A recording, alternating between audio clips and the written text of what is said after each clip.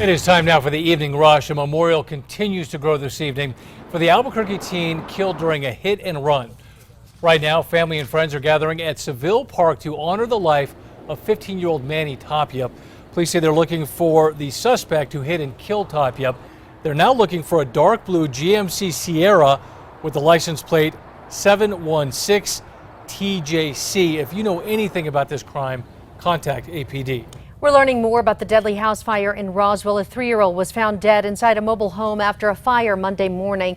The father, Matthew Gallegos, is slowly recovering at a hospital. Investigators believe the fire was more accidental than on purpose, but it's still unclear. Meanwhile, family friends have confirmed the child who died was 3-year-old Malachi Gallegos.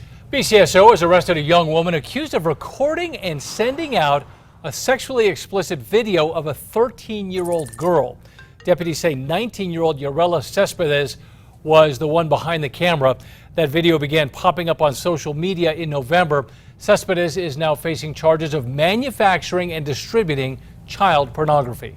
Well, your headlines for tomorrow, similar to today, dry and hot here in the metro area. Temperatures will soar. There's no doubt about that in the southeast, well over 100 degrees there, and isolated storms will be possible in the southern mountains. In just days, the new bright turquoise ART buses will hit the streets for driver training, and that means APD will be on the alert for drivers making illegal turns and riding in the bus lanes. There are 225 drivers, and they will be rotating training as there are only 5 buses currently here. APD says once the driver trainings are over, they will begin issuing citations. An Albuquerque family is desperate to bring their brother home after he got sick on their family vacation. Eber Vizcaino was on a family vacation in Cancun when he got sick. He was rushed to a Mexico City hospital where he will have to stay until he pays the hospital thousands of dollars. The family has started a GoFundMe page for donations. A couple New Mexico families are upset after thieves stole trees from the side of graves. The Baca and Silva family say someone dug up a couple of trees surrounding their loved ones' graves in Limitar. The Socorro County Sheriff's Department is looking into this, but they need some tips from the public. State regulators have ordered the city of Santa Fe to stop electrical work after one of its employees was electrocuted. Officials say 28-year-old Tobin Williams was working on lights at the convention center in April when it happened.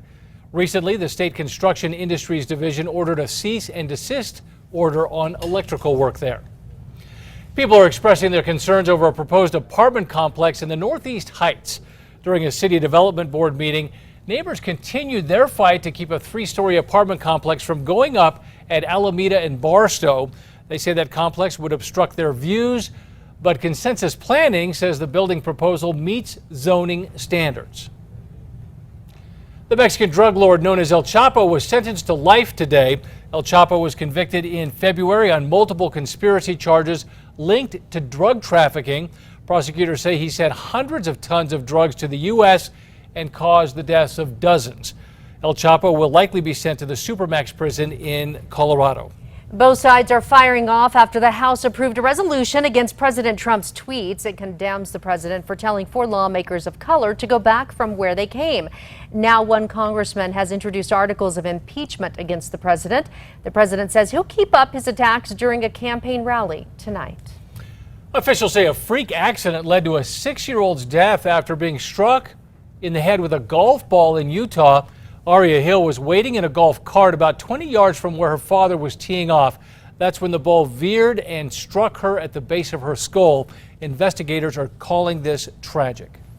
And your Metro Threat Index for Thursday is low. We are at a 1 here. We're going to have very warm temperatures. In fact, hot temperatures near 100 degrees and dry conditions continue.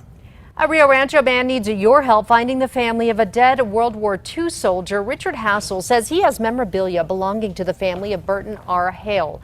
Hassel says a woman recently dropped off the memorabilia at the American Legion Post 118. He found a family member through cemetery records but can't get a hold of them.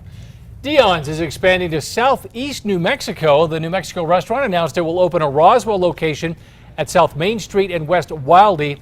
The 4,500 square foot space will seat more than 100 people. The store will create about 50 jobs. Dion's expects that store to open by next winter.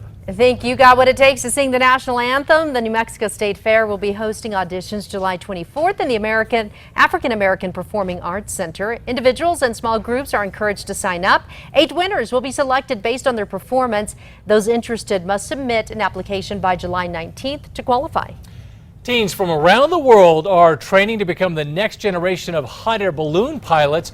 The week-long camp at Balloon Fiesta Park includes hands-on training from instructors, even the chance for students to pilot balloons themselves. This is the 4th year that Albuquerque has hosted a balloon camp for teens.